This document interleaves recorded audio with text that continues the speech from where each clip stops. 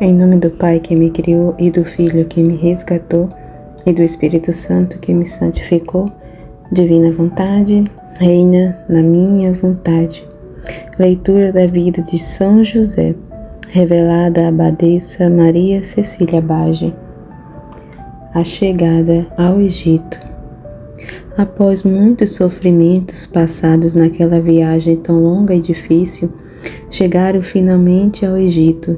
José tremia de medo frente à necessidade de entrarem na cidade a que chegaram, e também de morar nela, juntamente com Maria e Jesus. Temia fortemente aquela gente bárbara e idólatra, com medo de que pudessem maltratar sua amada esposa e seu tão querido Jesus. Colocava-se em candentes súplicas a Deus, pedindo que lhe concedesse a graça de ser ele objeto dos maus tratos e palavras ofensivas eventualmente destinados a eles dois.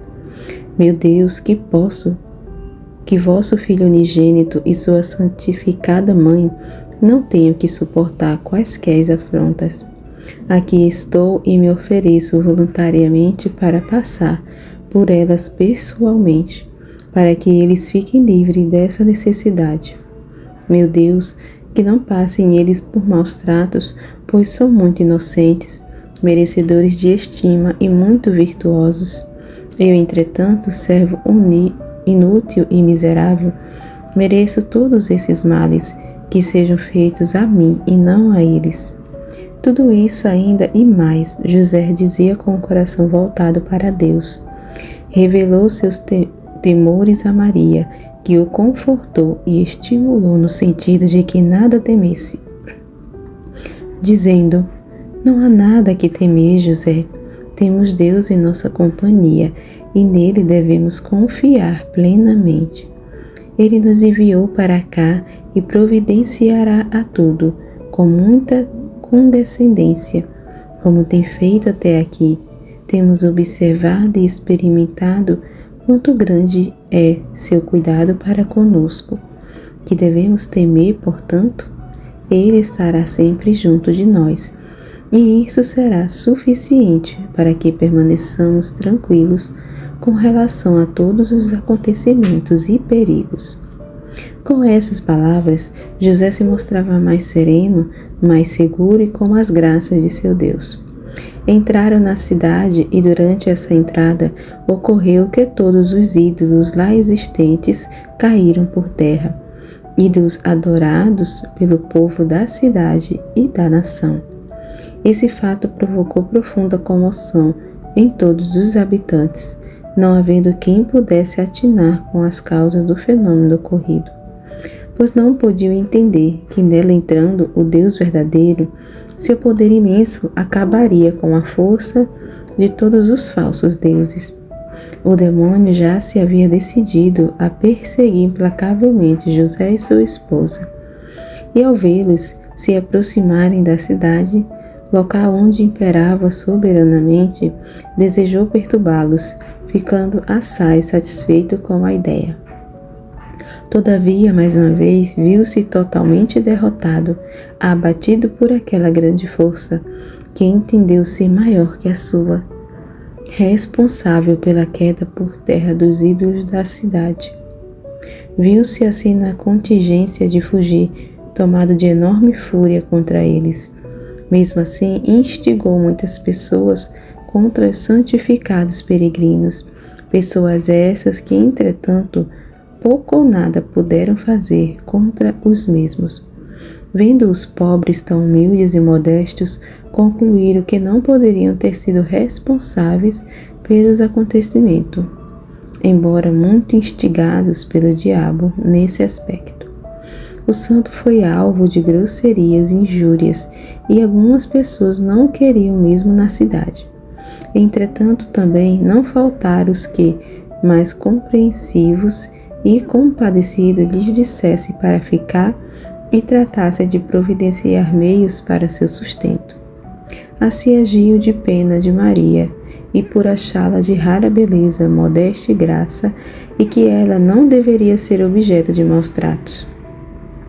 Muito ao contrário, Até invejavam a sorte de José, acompanhado que estava de mulher tão rara, mas não tinham em mente qualquer intenção de tomá-la dele, ou outro qualquer mau pensamento a respeito de Maria. Apenas apreciavam sua sabedoria, beleza e graça, e a olhavam com muita admiração.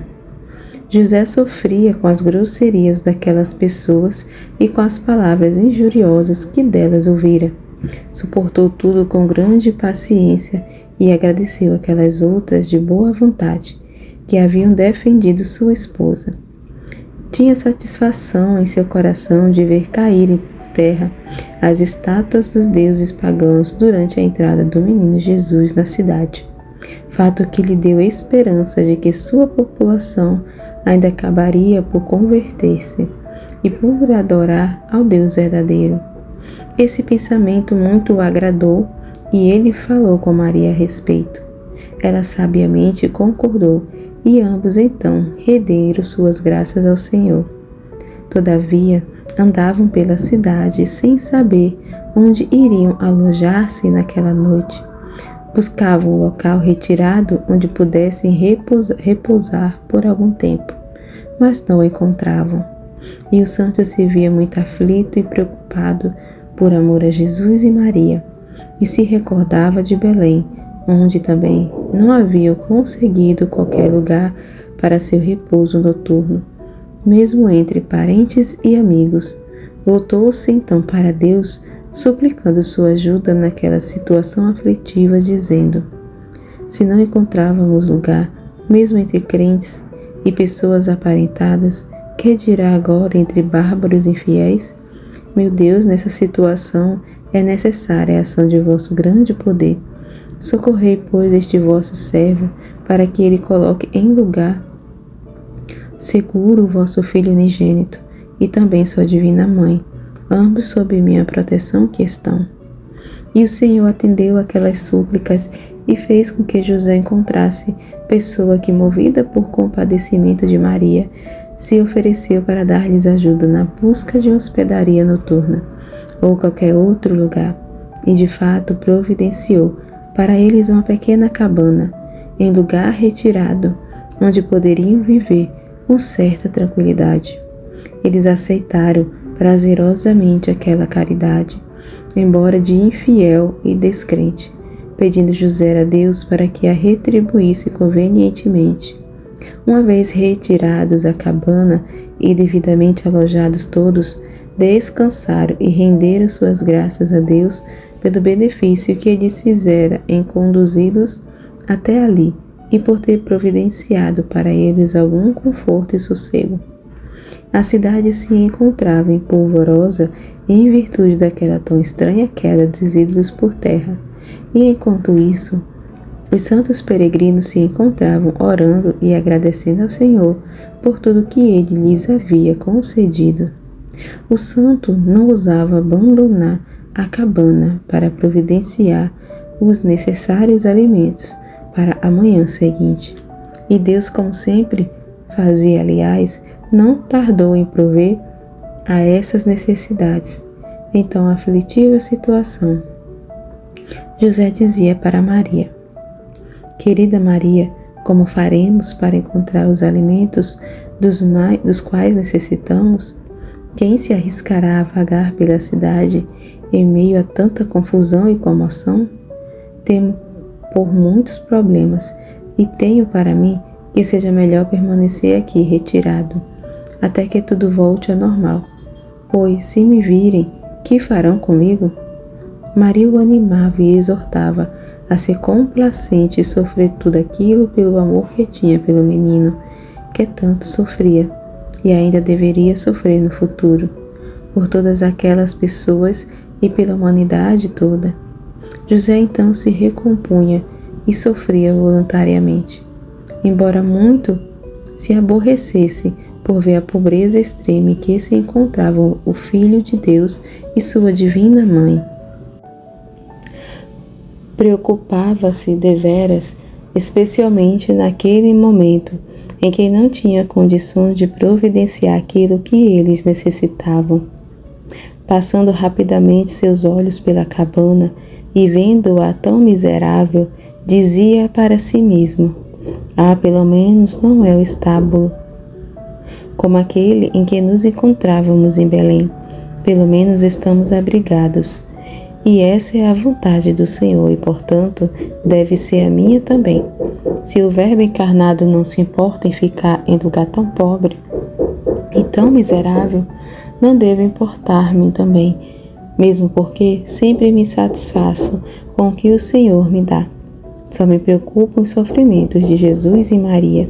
Todavia, sendo essa a vontade de Deus, devo satisfazer-me também." E José se consolava com esses pensamentos.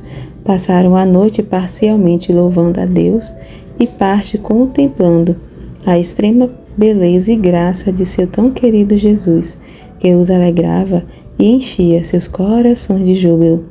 Finalmente repousaram por algum tempo, deitados no chão. O manto de José servia de leito para o menino Jesus, mesmo porque nada possuíam que pudesse substituí-lo. Na manhã seguinte, após as costumeiras orações que faziam, José estava bastante animado e então, com a concordância de Maria e beneplácito de Jesus, deixou a cabana e se dirigiu à cidade, onde deveria providenciar algo para a alimentação dos três. Encontrou os alimentos com certa facilidade, pois não faltaram aqueles que se compadeceram e que se encarregaram de fornecê-los. Dessa forma, o Senhor permitiu que ele, mesmo entre pagãos e idólatras, acabasse por encontrar pessoas que se mostrassem caridosas e lhe fornecessem a ajuda que não havia encontrado em sua terra, mesmo entre parentes e amigos. Tendo conseguido alimentos para Maria e para si mesmo, retornou à cabana contando os acontecimentos para sua esposa e então renderam suas graças a Deus. Embora a comida fosse de má qualidade, eles se alimentaram fartamente e louvaram depois a divina providência que os socorrera tão condescendentemente. E José disse para Maria: "Ó Maria, acredito que podemos estar bem nesta cidade, embora de pagãos e onde reina a idolatria, e aqui podemos encontrar o que necessitamos para viver, ainda mais do que em Belém mesmo." E Maria encontrava em tais palavras motivos para glorificar a bondade e a condescendência divina. E dizia para ele: "Podes ver como Deus cuida de nós com carinho muito especial, uma vez que mesmo em país estranho, Ele não deixa de prover ao nosso necessário sustento." E então conversaram sobre a grande sorte que têm os que confiam no Senhor em quaisquer circunstâncias, pois Ele jamais abandona essas pessoas. Ficaram então admirando Jesus todo satisfeito e festivo, e o santo observava que quanto mais se encontrava em dificuldades, em situações em que nada tinha para comer, mesmo mais festivo e alegre se encontrava Jesus, que apesar da tenra idade, parecia desfrutar todas aquelas vicissitudes. E era em tais momentos que podia entender, com toda a clareza, quanto ele admirava e respeitava a pobreza, e quanto se comprazia de suas próprias necessidades. E tratavam então de imitá-lo, alegrando-se também com a falta que tinha de todas as coisas. Já foi visto como o santo se empenhava na conversão daqueles que se encontravam em estado de pecado, e quanto ele pedia a Deus nesse sentido. Estando agora entre infiéis e idólatras, teve oportunidades ainda maiores de exercitar sua caridade, clamando constantemente para que aquelas pessoas pudessem conhecer o Deus verdadeiro. Bastava o simples pensamento de que ele se encontrava entre pessoas inimigas de seu Deus, que não o conheciam e não o adoravam, para que ele chorasse copiosamente, suplicasse de forma candente e se empregasse todo em súplicas para a conversão de toda aquela nação. Ele e Maria se juntavam nessas orações, na certeza de que o Senhor iria ouvi-los em suas pretensões. E José dizia constantemente para Maria: Querida Maria, estou certo de que o Senhor concederá muitas graças a esta nação, pois ele decidiu que aqui deveríamos morar, quem sabe por quanto tempo. Já em sua entrada na cidade, jogou por terra os ídolos pagãos existentes nela. Resta saber quantos benefícios mais irá fazer durante sua estada aqui. Essa esperança me alegra e me anima a manter minhas súplicas a Ele, pois o nosso menino Deus sempre retribui com muita condescendência a tudo que é feito por seu amor, mesmo as menores coisas. Com certeza, muito fará por todas essas pessoas, pois eles o abrigam, e também por todas aquelas que se mostram caritativas conosco e que de bom coração partilham de nossa pobreza. Maria ouvia com muita satisfação a essas palavras e, amorosa e prudente, respondia, concordando plenamente com aquelas impressões de José. Ele se mostrava muito confortado, especialmente animado, e lhe dizia: Quando essas pessoas puderem observar-te e ouvir tuas palavras, não existirão as que não desejam estar contigo. Bastará que uma tenha essa oportunidade para que todas as outras também venham, para admirar todas as tuas virtudes. Com o passar do tempo, estou plenamente seguro de que isso irá acontecer. Dessa maneira, convém que ilumines algumas das vizinhas, que mostres boa vontade para com elas, e elas então transmitirão às outras sua apreciação por ti. Assim levaremos benefícios àquelas almas para as quais o Senhor nos enviou, fazendo que por teu intermédio venham a ser iluminadas e cheguem ao conhecimento do Deus verdadeiro. De minha parte, miserável que sou, não tenho condições de realizar qualquer tipo de bem por meio de minhas exortações aos outros. Todavia, com o tempo espero poder aplicar-me também nessa direção, fazendo com que as pessoas venham a conhecê-lo, assim com todos com os quais eu venho a conviver e com os que se mostrem receptivos. Nosso Deus me dará forças para assim atuar e irá conferir virtudes às minhas palavras, que penetrarão fundo nos corações daqueles com quem tratarei. Maria lhe assegurava toda a sua assistência e cooperação em tudo o que precisasse, fato que fortaleceu ainda mais seus propósitos. Tais sentimentos e desejos que tiveram tão logo entraram no Egito, iriam permanecer em seus pensamentos e lá crescer progressivamente, porque toda a sua alegria estava em que o Senhor fosse conhecido e amado por todos. Nascia dessa forma em José o pleno conhecimento dos méritos de Deus, e nele brotava também o imenso benefício que fizera ao mundo ao enviar seu unigênito para salvar e redimir a humanidade. A permanência no Egito. Havendo José e sua família se acomodado naquela cabana, procurou ele algum lugar para trabalhar em sua profissão de carpinteiro, para com seu trabalho poder sustentar Maria e Jesus. Aconselhou-se com ela e lhe pediu para que consultasse a vontade divina, se deveria mesmo trabalhar dessa forma ou então procurar algum tipo diferente de trabalho.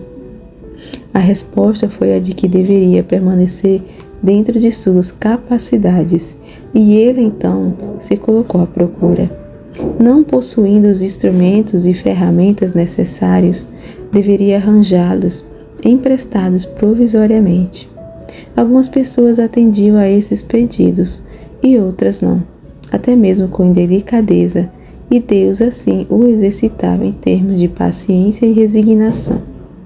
Ao lhe negarem essa ajuda, ficava constrangido e atribuía o fato à sua falta de méritos, mas persistia até conseguir seus intentos e então mostrava suas habilidades às pessoas que o ajudavam.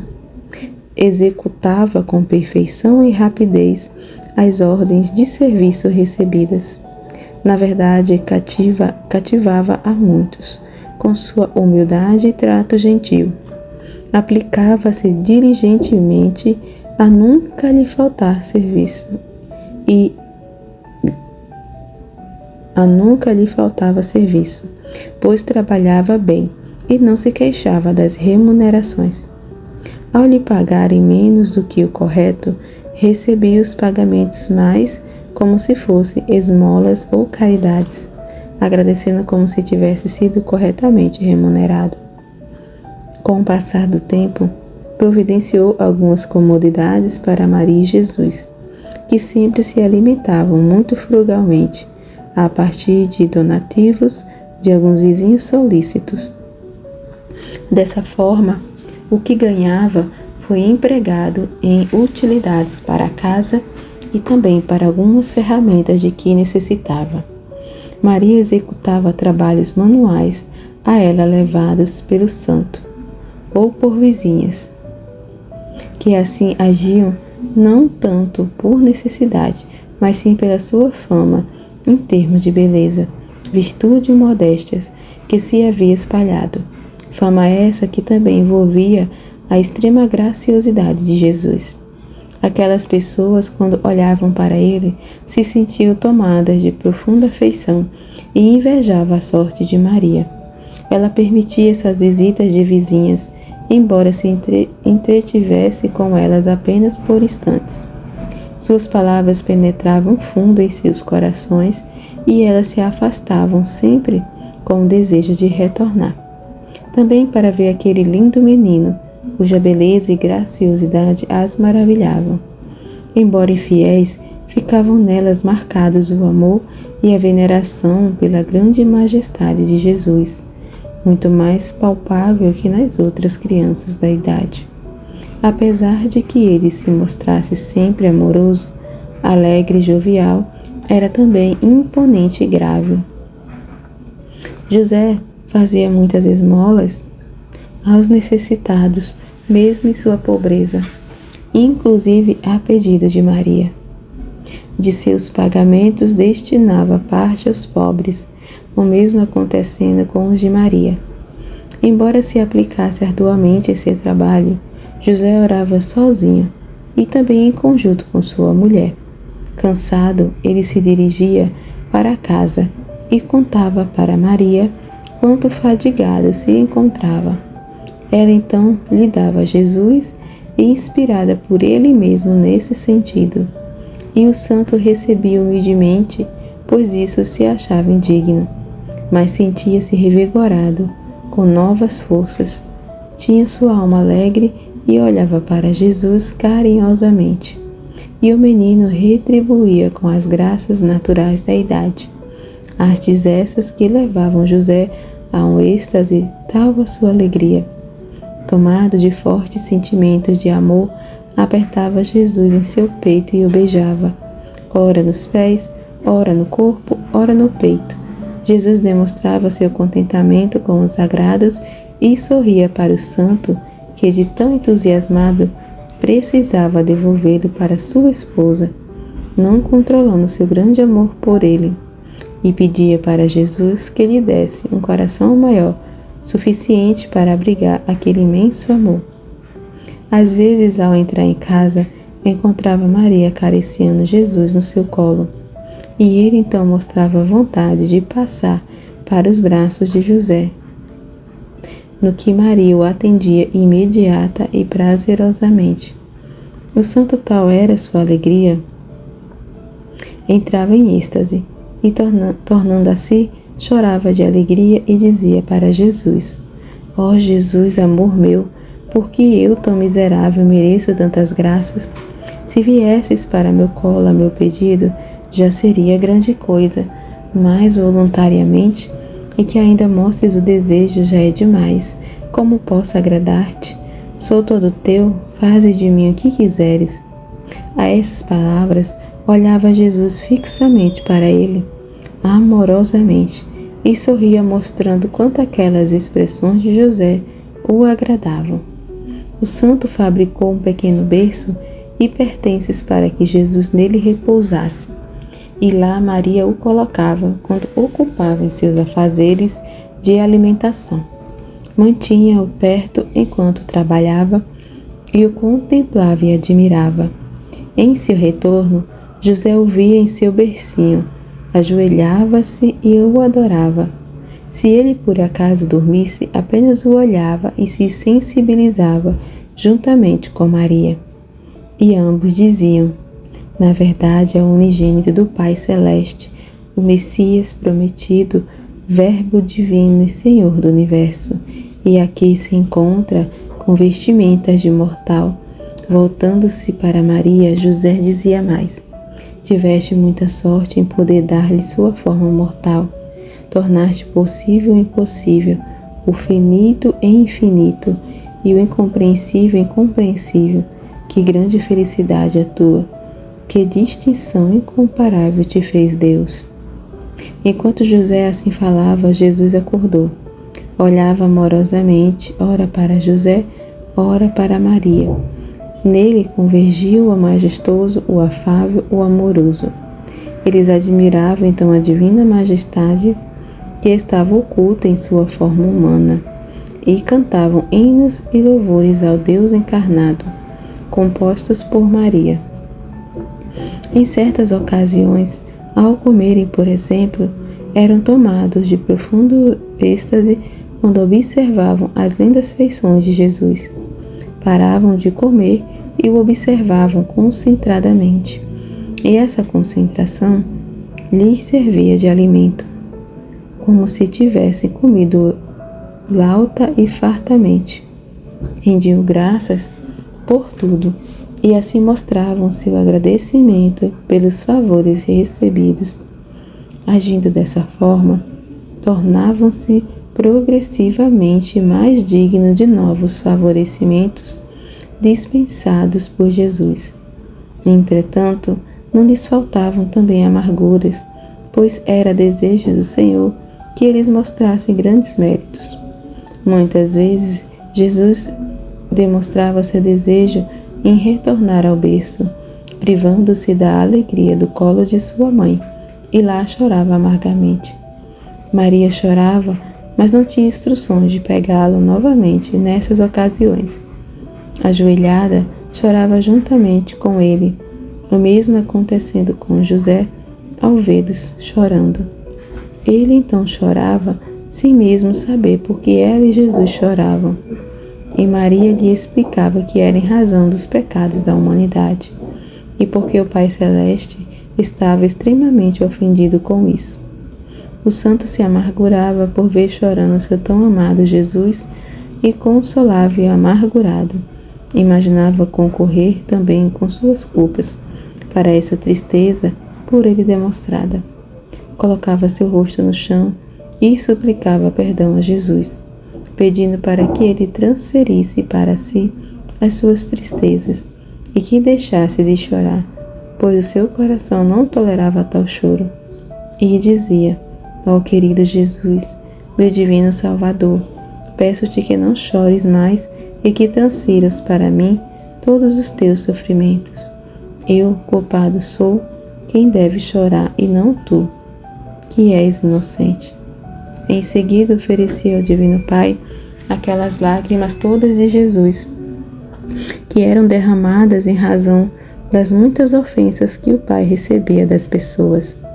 E nesse ato, José era devidamente orientado por Maria.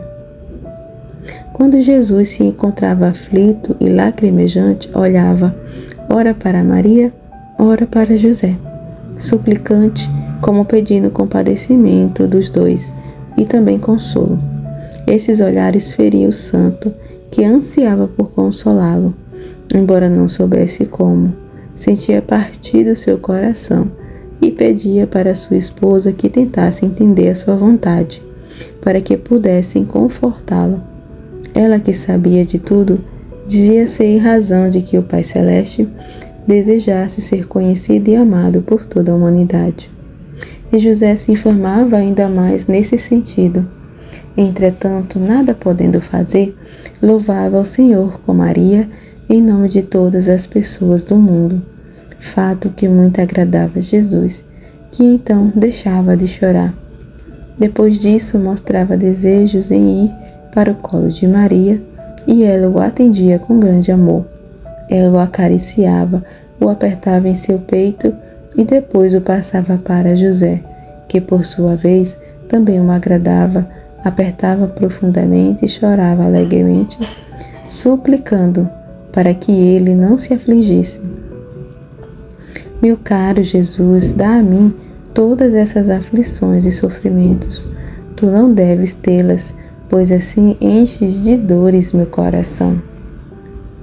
E Jesus lhe mostrava seu agrado por toda aquela afeição, pelas gentilezas e consolações. Falava diretamente ao coração do santo e manifestava seu grande amor por ele, além de seu agradecimento e agrado por estar em seu colo. Dessa forma, transformava em alegrias as amarguras de José.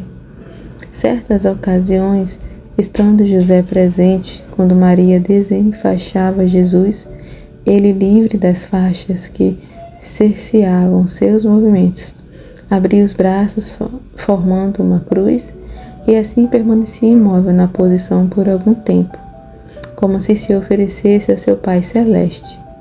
Maria o observava e também o acompanhava nessas oferendas. O santo se preocupava e perguntava qual a causa disso, e ele dizia estar oferecendo-se a seu Pai, pronto para quaisquer sofrimentos para a salvação da humanidade. Maria, entretanto, não se externava sobre o fato de que ele estivesse oferecendo para morrer crucificado. Embora José tivesse qualquer presságio a respeito do quanto Jesus deveria sofrer no futuro, intuição essa que, motivada nele, choro inconsolável. Maria, mais preocupada e triste que ele, o consolava e o animava a sofrer com paciência e resignação, pois isso seria de agrado do Pai Celeste. E o santo se acalmava e se resignava aos desígnios do Senhor. Terminadas essas oferendas e pedidos, Jesus olhava para José e, inclinando sua cabeça, mostrava desejo em que se aproximasse, ao que o santo atendia com presteza e reverência.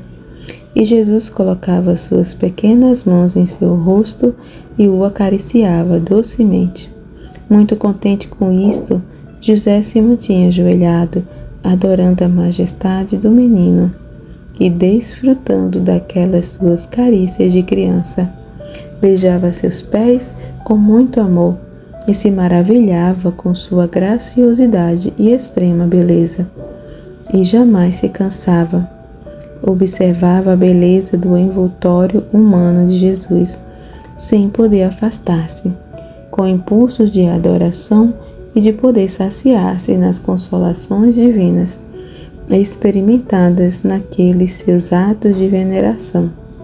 Ao receber de Jesus alguma atenção especial, naqueles seus estados de êxtase, seu rosto se iluminava e parecia como se pertencesse a um anjo, sendo que aquela luminosidade maravilhava a todos os que o viam nessa situação. Saindo ele assim de casa para providenciar alimentos, as pessoas se sentiam propensas a obsequiá-lo. Tal era a luz que irradiava de seu rosto. Embora pagãs e idólatras, Deus mesmo assim lhes permitia serem espectadores daquele tão prodígio fenômeno, para que assim elas se preparassem para a aproximação de José e para que as palavras dele as esclarecessem sobre a natureza do Deus verdadeiro. Assim, não faltaram os que correspondessem a esse desejo, pois aproximava-se do santo e conversavam com ele. Ficavam presas às suas palavras, pois ele era extremamente gentil, e até mesmo o acompanhavam em sua caminhada. Ele então, com boas maneiras, procurava levá-las ao conhecimento da verdadeira fé, ao Deus único, e mostra-lhes a falsidade dos ídolos que adoravam. E isso fazia com muita eficiência, pois elas entendiam rapidamente as verdades ditas. José não agia coletiva e publicamente, mas sim individualmente com os mais íntimos, e achou mesmo alguns mais animados em conhecer o Deus verdadeiro. Essas transmissões não foram generalizadas pela cidade, mas de caráter particular, e as pessoas acabavam por levar tais conhecimentos para suas casas, para familiares e amigos próximos. As virtudes praticadas pelo santo, a santidade da vida que levava e também suas palavras abriram profundas brechas nos corações daqueles com que tratava. Suas palavras, além de plenas de Espírito do Senhor, eram acompanhadas por suas santas ações, condizentes e pelas virtudes todas que mostrava possuir em elevado grau. Amém. Fiat.